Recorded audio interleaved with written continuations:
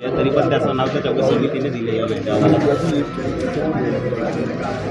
सुरुवातीलाच आम्ही तुम्हाला सांगितलं होतं की विकास खारगेंची समिती, या समितीवर काय दबाव राहू शकतं आणि काय त्याच्यामधला रिपोर्ट येऊ शकतो ते आम्हाला पहिलेच कळलेलं होतं. आणि म्हणून आम्ही सांगितलं होतं की तुकाराम मुंढेंच्या अध्यक्षतेखाली ही कमिटी झाली पाहिजे.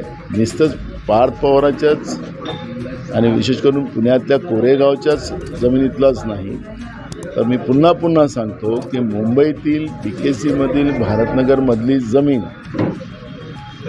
सी लिंकच्या बाजूची रस्ते विकास महामंडळाची जमीन आणि नवी मुंबईतील मार्केट यार्डची जमीन, या सगळ्या जमिनीमध्ये मोठ्या प्रमाणात घोटाळा सरकारच्या वतीनं केला गेलेला आहे. सरकारचे सगळेच, नुसतं आता तर अजितदादाचा मुलगा चढलेला आहे या ठिकाणी, पण सरकारच अडलेली आहे अशा जमीन घोटाळ्यामध्ये. आणि मोठ्या प्रमाणात मुंबई आणि महाराष्ट्र विकला जातो आहे आणि राज्याची तिजोरी लुटली जाते, हे चित्र आहे.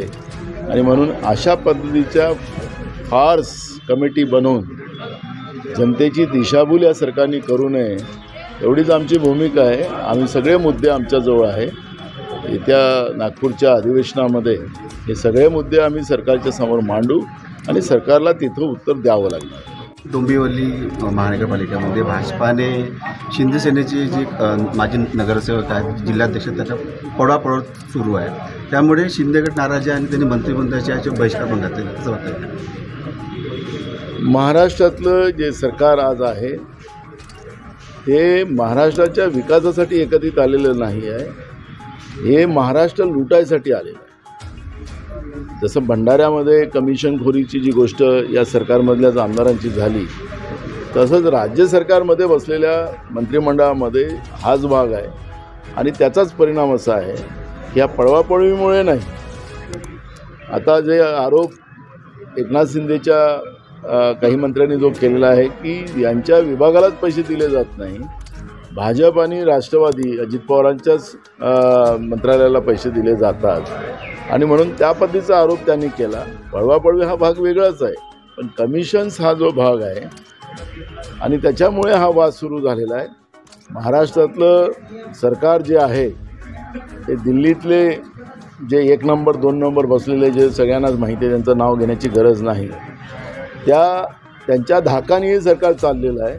नाहीतर हे केव्हाही पण ते सरकार दिल्लीतलं पडलं तर हे केव्हाही सरकार महाराष्ट्रामध्ये एका मिनिटात कोलॅप्स होऊ शकते, अशी परिस्थिती आहे. जो सध्या जामिनावर आहे विनोद गंगनेला भाजपने नगराध्यक्ष तिकीट दिलेली आहे.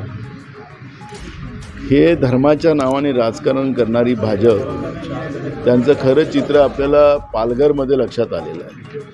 पालघरमध्ये ज्यांनी साधूंची हत्या केली होती त्याला पक्षात या लोकांनी घेतलं, आणि जेव्हा यांच्यावर सोशल मीडियाच्या माध्यमातून आणि जनतेतून टीका व्हायला लागली तर त्यांच्या प्रवेशाला स्थगिती दिली. म्हणजे हा एक नवीन आयाम भाजपनी या राज्यामध्ये सुरू केलेला आहे.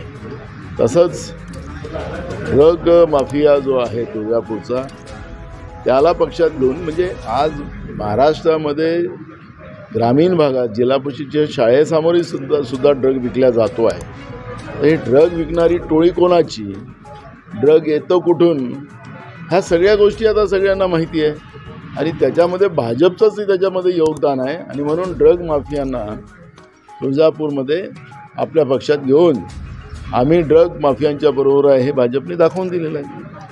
कर्जमाफीचा निर्णय 30 जूनपर्यंत होईल असं मुख्यमंत्र्यांनी आश्वासन दिलं होतं, पण त्यांनी आज कर्जमाफी नक्कीच महत्त्वाची आहे, पण कर्जमाफी हे शेती समस्येचा अंतिम उपाय नाही अशी भूमिका मांडली. त्यामुळे शेतकऱ्यांमध्ये संभ्रम निर्माण झाला. शेतकऱ्याला काहीच द्यायचं नाही, शेतकऱ्याला आश्वासनावर ठेवायचं. शेतकऱ्यांबद्दलचे मोठे बोंबीच्या ढेठापासून भाषणं करायची आणि त्यांची मतं घ्यायची आणि शेतकऱ्यांना आत्महत्या करायला सोडून द्यायचं, अशा पद्धतीचं महाराष्ट्रातल्या फडणवीस सरकारचं कार्य आहे. शेतकऱ्यांच्या कर्जमाफीवर तारीख पे तारीख देऊन शेतकऱ्यांच्या जखमेवर मीठ चोळण्याचं काम सातत्यानं फडणवीसाचं सरकार महाराष्ट्रात करते आहे. त्यांना द्यायचं की नाही द्यायचं एकदा त्यांनी सांगून टाकावं. शेतकऱ्यांना आशेवर ठेवून शेतकऱ्यांचा निराशा करू नये एवढंच आमचा त्यांना सल्ला आहे.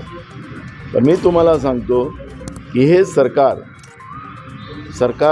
सरसकट शेतकऱ्यांचं कर्ज माफ करायला तयार नाही. हे आता त्याला तुकड्यामध्ये शेतकऱ्यांना विभाजतील आणि मग त्या शेतकऱ्याला लाईनमध्ये उभं ठेवतील आणि मग त्या शेतकऱ्यांची थट्टा करण्याचं काम हे सरकार करणार आहे. शेतकऱ्यांचं कर्ज माफ हे करणार नाही. या सरकारने 30 जून तारीख दिलेली आहे. हो, मी शेतकरी आहे. 31 मार्चला शेतकरी कर्ज त्यांनी भरलं नाही तर त्याच्यावर थकीत म्हणून आरोप लावला जातो आणि मग त्याच्यावर व्याज लावला जातो. या सरकारला दम असेल तर 31 मार्चच्या आत या शेतकऱ्यांचं कर्ज माफ केलं पाहिजे. सगळं कर्ज सरकारने भरलं पाहिजे आणि या कर्जातून शेतकऱ्यांची मुक्तता केली पाहिजे. यावर्षी मी आपल्याला माहितीसाठी सांगतो आणि राज्यालाही या निमित्तानं माहिती गेली पाहिजे राज्याच्या जनतेला की यावर्षी जो दुष्काळाची परिस्थिती आहे खूप संपूर्ण महाराष्ट्रामध्ये ती कधीही नव्हती. इतकी भयावह दुष्काळाची परिस्थिती आज राज्यात आहे. शेतकऱ्याला खायलासुद्धा अन्न वाचलेलं नाही अशी परिस्थिती आहे आणि म्हणून तातडीनं शेतकऱ्यांची कर्जमाफी या 30 मार्चच्या आतमध्ये आणि नागपूरच्या अधिवेशनामध्ये सरकारने ती घोषणा करून 31 मार्चच्या आत शेतकऱ्यांची कर्जमाफी केली पाहिजे आणि शेतकऱ्याला कर्जापासून मुक्त केलं पाहिजे. याचा जॉब आम्ही या अधिवेशनामध्ये सरकारशी विचारू. साकोली नगर परिषदेच्या प्रभाग क्रमांक 1 मधून आपला हक्काचा माणूस इंजिनियर पुष्कर करंजेकर, शिवसेनेचा खात्रीशीर आवाज. लोकराज्याचा YouTube चॅनलला आता सबस्क्राईब करा.